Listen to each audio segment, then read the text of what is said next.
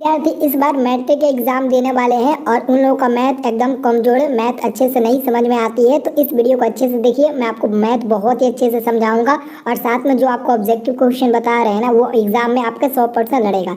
तो आपको अच्छे से वीडियो को देखना है और 100% आपको याद करके रखना है कि एग्जाम में आएगा तो हम फटाफट टिक लगा देंगे, ठीक है ना। तो चलिए वीडियो स्टार्ट करते हैं दोस्तों, ठीक है।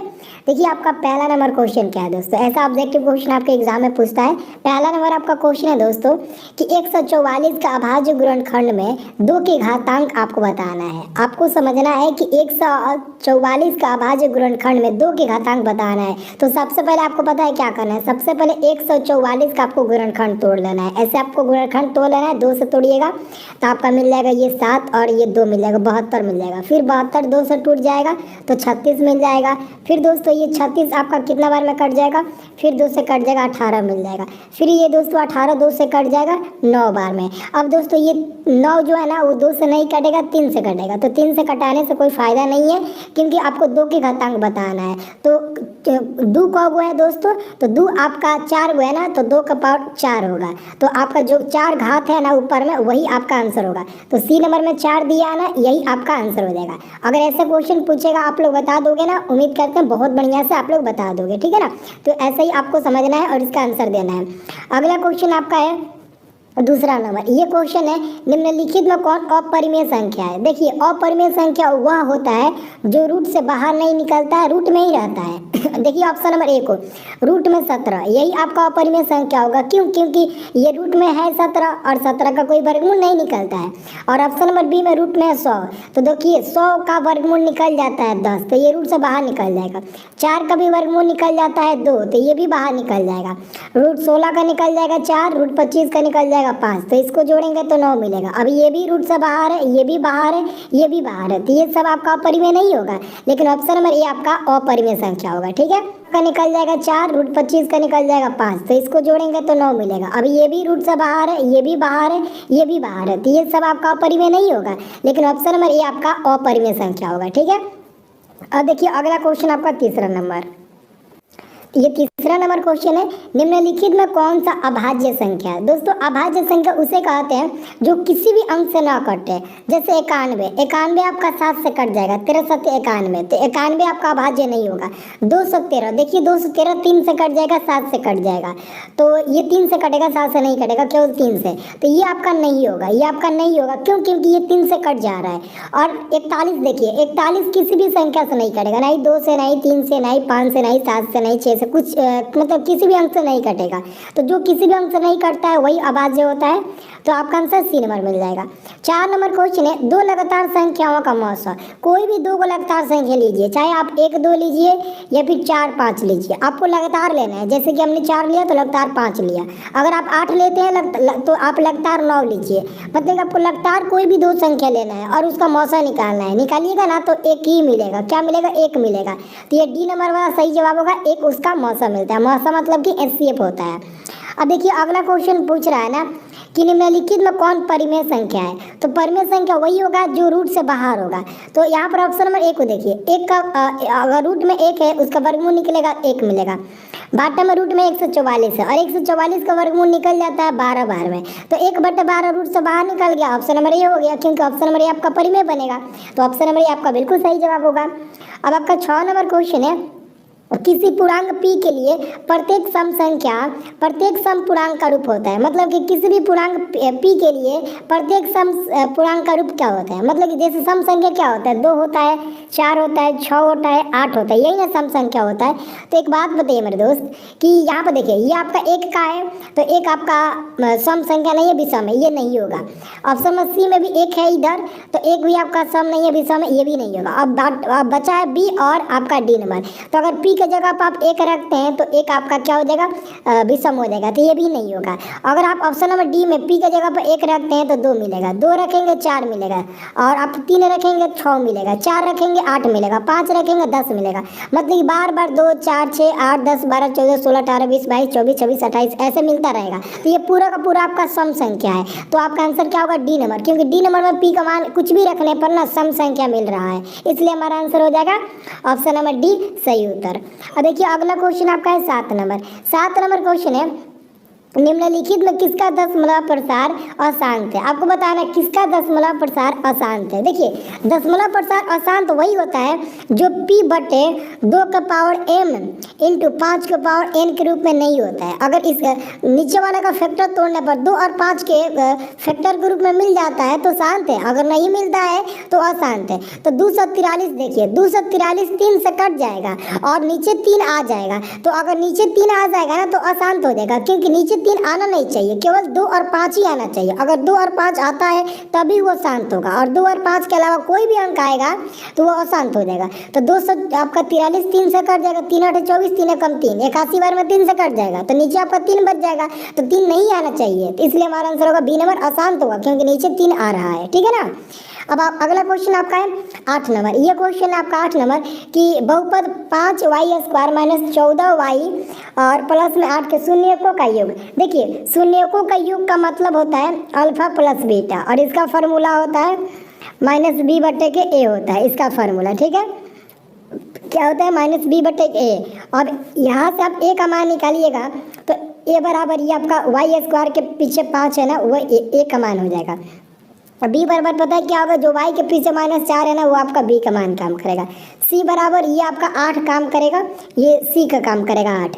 अब बताइए ये माइनस है तो माइनस, b का मान क्या है माइनस में 14, तो माइनस में 14, a का मान क्या है 5 है तो 5।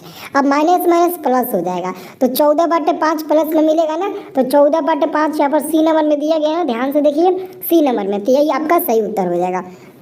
अब देखिए अगला क्वेश्चन है एक अशून्य परिमेय और एक अपरिमेय संख्या का गुणनफल। गुणनफल का मतलब होता है गुणा। तो कह रहा है कि एक परिमेय संख्या लीजिए और एक अपरिमेय संख्या लीजिए, दोनों को गुणा करके बताइए कि क्या मिलेगा। तो एक परिमेय संख्या 2 ले लेते हैं और गुणा एक अपरिमेय संख्या 5 ले लेते हैं रूट में, इन दोनों को गुणा करेंगे तो 2√5 मिलेगा। और सबको पता है 2√5 क्या होता है, तो एक अपरिमेय संख्या होता है, तो ऑप्शन नंबर बी होगा, हमेशा अपरिमेय संख्या मिलेगा। ओके। और देखिए अगला क्वेश्चन, ये तो पक्का एग्जाम में क्वेश्चन आएगा। ये क्वेश्चन आपका 10 नंबर है कि बहुपद x² माइनस में 11 का शून्यक है। तो आपको सबसे पहले देखो क्या करना है, सबसे पहले आपको x² माइनस में 11 और बराबर में आपको 0 मान लेना है। अब आप क्या करिएगा x², अब आपको पता है क्या करना है, यहाँ पर लिखिएगा x² और -11 को बराबर को उधर भेजिएगा ना तो आपका ये 11 मिल जाएगा। और जब आप x प्लस स्क्वायर हटाइएगा ना तो x बराबर ये प्लस माइनस होगा, वो भी रूट में 11 प्लस माइनस का साथ, तो x का मान आपका मिलेगा पहले प्लस में √11 मिलेगा, फिर कमा माइनस में √11 मिलेगा। तो इसके हिसाब से हमारा आंसर क्या होगा दोस्तों, इसके हिसाब से हमारा आंसर मिलेगा ऑप्शन नंबर डी वाला। ध्यान से देखिए प्लस में √11 है और कमा माइनस में √11 है, तो डी नंबर वाला आपका सही जवाब हो जाएगा। और देखिए अगला क्वेश्चन आपका, अब दोस्तों अगला क्वेश्चन आपका 11 नंबर है, निम्नलिखित में से किस द्विघात बहुपद के शून्यकों का योग -4 तथा गुणनफल -5 है। तो देखिए ये आपका शून्यकों का योग मतलब कि देखो क्या क्या दिया है, शून्यकों का योग मतलब कि अल्फा प्लस बीटा बराबर आपका दिया है -4, कमा अल्फा इंटू बीटा गुणनफल होता है, इसका मान दिया है माइनस में आपका 5। और बहुपद का सूत्र होता है दोस्तों, बहुपद का सूत्र होता है आपका, सूत्र होता है x² माइनस में और ब्रैकेट में होता है अल्फा प्लस बीटा और ब्रैकेट बॉन्ड इंटू में x और प्लस में होता है अल्फा इंटू बीटा। तो आप ही बताइए ये हमारा क्या है x² है और माइनस अल्फा प्लस बीटा का मान -4 है, तो माइनस माइनस प्लस 4x हो जाएगा क्योंकि x गुणा हो जाएगा। और यहाँ पर प्लस है ना, लेकिन अल्फा इंटू बीटा का मान माइनस में 5 है, तो यहाँ पर माइनस में 5 हो जाएगा। तो देखिए कहाँ पर दिया, ऑप्शन नंबर आप ए नंबर में नहीं, ऑप्शन नंबर डी को देखिए, x² प्लस में आपका 4x और माइनस में 5, यही दिया है ना, ध्यान से देखिए, तो वही आपका आंसर हो जाएगा डी नंबर वाला। डी नंबर वाला आपका बिल्कुल सही जवाब हो जाएगा, ध्यान से देख लीजिए। और देखिए अगला क्वेश्चन आपका 12 नंबर, ये क्वेश्चन है यदि बहुपद x² माइनस में के x प्लस में 8 के शून्यकों का योग 6 है तो के का मान ज्ञात करें। शून्यकों का योग का मतलब देखिए क्या होता है, योग का मतलब होता है अल्फा प्लस बीटा बराबर आपका दिया है, अल्फा प्लस बीटा बराबर -b/a होता है, लेकिन अल्फा प्लस बीटा का मान 6 दिया है बराबर में, माइनस है तो माइनस, b का मान इधर से निकालिएगा तो -k मिल जाएगा, तो ब्रैकेट में -k और बाटा में a का मान 1 मिलेगा, ठीक है ना। तो माइनस माइनस प्लस हो जाएगा k, तो 6 बराबर प्लस k हो जाएगा, तो k का मान आपका 6 मिल जाएगा, यानी कि 6 दिया है और k का मान 6 मिल जाएगा, डी नंबर वाला सही उत्तर मिल जाएगा आपका। और देखिए अगला क्वेश्चन आपका 13 नंबर है, के किस मान के लिए समीकरण 3x माइनस वाई बराबर -8 तथा 6x माइनस के वाई बराबर -16 समपाती है। देखिए समपाती के लिए पता है क्या होता है, a1/a2 बराबर में हो जाता है b1/b2। ये हमारा समपाती के लिए होता है। तो a1 का मान यहाँ से 3 मिल जाएगा आपका, यहाँ से 3 मिल जाएगा, और a2 का मान यहाँ से आपका 6 मिल जाएगा। बराबर में b1 का मान -1 मिल जाएगा और b2 का मान -k मिल जाएगा। तो माइनस माइनस कैंसिल, 3 दूने के 6, तिरछा तिरछी गुणा करिएगा तो k बराबर आपका 2 मिल जाएगा। तो k का मान यहाँ पर आपका 2 हो जाएगा, a नंबर वाला k का मान 2 हो जाएगा। फार्मूला होता है दोस्तों समपाती के लिए a1/a2 बराबर में b1/b2। अब अगला देखिए, अगला आपका क्वेश्चन है कि आपका 14 नंबर कि 0.4,7 वाले द्विघात बहुपदों की संख्या होगी। देखिए द्विघात बहुपदों की संख्या हजारों लोग आपको बताएंगे 2 होता है, लेकिन आप लोग 2 काट देना, 2 नहीं होता है, अनगिनत होता है, अनंत होता है। देखिए यहाँ पर शून्यकों की संख्या नहीं पूछा गया, बहुपदों की संख्या पूछा गया। अगर शून्यकों की संख्या पूछता तो 2 होता है, लेकिन बहुपदों की संख्या पूछा गया है तो अनंत होगा मेरे दोस्त। आंसर होगा आपका डी नंबर वाला। क्या होगा आप लोगों का 14 नंबर क्वेश्चन का सही जवाब क्या होगा? तो 14 नंबर क्वेश्चन का आप लोग याद रखिएगा, सही जवाब आपको मिल जाएगा डी नंबर। ओके, अब चलिए अगला क्वेश्चन हम लोग देखते हैं। बहुत लोग इसका आंसर बताते हैं ये होगा वो होगा, लेकिन नहीं होगा, ठीक है ना। अब देखिए अगला क्वेश्चन आपका है 15 नंबर, निम्नलिखित में से किस समीकरण का एक मूल 2 है? देखिए अगर आपको इस क्वेश्चन का आंसर नहीं पता है 15 नंबर का, तो एक काम करिए, आप x के जगह पर 2 रखिए, आप इसमें x के जगह पर 2 रखिए, इसमें 2 रखिए x के जगह पर। अगर इन सबको हल करने में 0 मिल जाएगा तो यही होगा। तो रख कर देखिए ये नहीं मिलेगा, इसमें भी रख कर रखिए नहीं मिलेगा, सी नंबर में भी रखिएगा नहीं मिलेगा, लेकिन अगर आप इसमें रखते हैं ना तो 0 मिल जाएगा। देखिए यहाँ पर रखिए 2 गुणे 2 का पावर 2 रखिए, माइनस में 7 गुणे x के जगह पर 2 और प्लस में 6। देखिए इसको हल करिए 0 मिल जाएगा।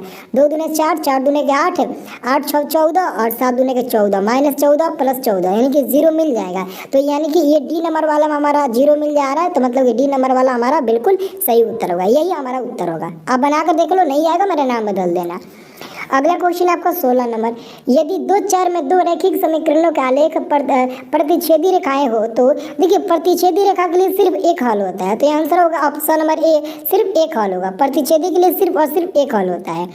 और अगला आपका क्वेश्चन है, यदि समांतर श्रेणी का सार्वंतर का मतलब कि d बराबर -2 है तथा nवां पद an है, तो a17 का मान निकालना है। a17 माइनस a13 का मान निकालना है आपको, ठीक है ना। तो सबसे पहले देखिए a17 का मतलब होता है a + 16d, ठीक है ना, और माइनस a13 का मतलब होता है a + 12d। a प्लस आपका होता है कितना 12d होता है, ठीक है ना, a + 12d होता है। तो a हो जाएगा प्लस में 16d हो जाएगा, माइनस में और प्लस में आपका माइनस माइनस ये भी आपका माइनस में 12d हो जाएगा, क्योंकि माइनस से गुणा होगा तो माइनस हो जाएगा, ये और ये कट जाएगा। 16d में से 12d घटेगा तो आपका बच जाएगा 4d। और आपको पता है 4 गुणे d का मान -2 दिया है, तो माइनस आप 2 रख दीजिए तो मिल जाएगा 4 गुणे -2 यानी कि -8 मिल जाएगा। और -8 कहाँ दिया है? डी नंबर में दिया है -8, तो डी नंबर वाला आंसर सही होगा। अगला आपका क्वेश्चन है कि यदि समीकरण bx² प्लस में ax प्लस में c बराबर का मूल समान हो तो c का मान क्या होगा? मूल समान है, देखिए मूल समान है उसके लिए फार्मूला होता है। अगर दोस्तों मूल समान है ना तो देखिए उसके लिए फार्मूला होता है d बराबर 0। अगर मूल समान है तो d बराबर 0। अब d बराबर 0 मतलब कि d का मान होता है b² माइनस में 4ac बराबर में 0। तो b का मान यहाँ से a मिल जाएगा आपको, तो a² हो जाएगा, माइनस में 4, a का मान क्या मिल जाएगा? b मिल जाएगा, और c का मान तो c है बराबर में 0। तो a² और -4bc को बराबर को उधर भेजिएगा तो प्लस में 4bc मिल जाएगा। तो जब आप c का मान निकालिएगा इसमें से c का मान, तो c बराबर a² ऊपर और बाटा में 4b नीचे, तो c का मान हो जाएगा a² बटे में 4b, a² बटे में 4b, बी नंबर वाला सही जवाब आप लोगों का मिल जाएगा। अगला आप लोगों का क्वेश्चन है 19 नंबर कि क्वेश्चन है कि समांतर श्रेणी 5, 8, 11, 14 का 12वां पद क्या होगा? तो देखिए सबसे पहले आप यहाँ से a का मान निकालिएगा तो पहला को ही a का मान कहते हैं, तो a बराबर 5 हो जाएगा। d का मान निकालिएगा तो 8 में से जब 5 घटाइएगा ना, 8 में से 5 घटाइएगा तो 3 मिल जाएगा आपका d का मान। और 12वां पद का मतलब हुआ a + 11d, तो a का मान 5 और प्लस में 11 गुणे d का मान 3, तो 11 तिया 33, और 33 में अगर आप 5 जोड़ते हैं, 33 में अगर आप 5 जोड़ते हैं तो मिल जाएगा आपका 38। तो 38 आपका आंसर मिल जाएगा। 38 आपका देखिए बी नंबर में यहाँ पर दिया गया है, यही आपका सही उत्तर हो जाएगा। और 20 नंबर क्वेश्चन है, वाई अक्ष का समीकरण बराबर है। तो वाई अक्ष का समीकरण होता है x बराबर 0। देखो उल्टा होता है, वाई अक्ष का समीकरण होता है x बराबर 0। अब आपको बताना है, एक क्वेश्चन मैं आप लोगों से पूछना चाहता हूँ कि अब आप लोग बताइए, आप लोगों को बताना है, ठीक है ना, आप लोगों को बताना है कि x अक्ष का समीकरण क्या होता है। अब आप लोग बता दीजिए, मैंने तो बता दिया y अक्ष का समीकरण x बराबर 0 होता है, तो x अक्ष का जो समीकरण होता है वो क्या होता है। कितने लोग बताएंगे, जल्दी से आप कमेंट करके बता दीजिए कि x अक्ष का समीकरण क्या होता है। और सभी लोग इस वीडियो को शेयर करना, लाइक करना, और चैनल पर पहली बार आए होंगे तो चैनल को सब्सक्राइब भी आप लोग कर लीजिएगा, ठीक है।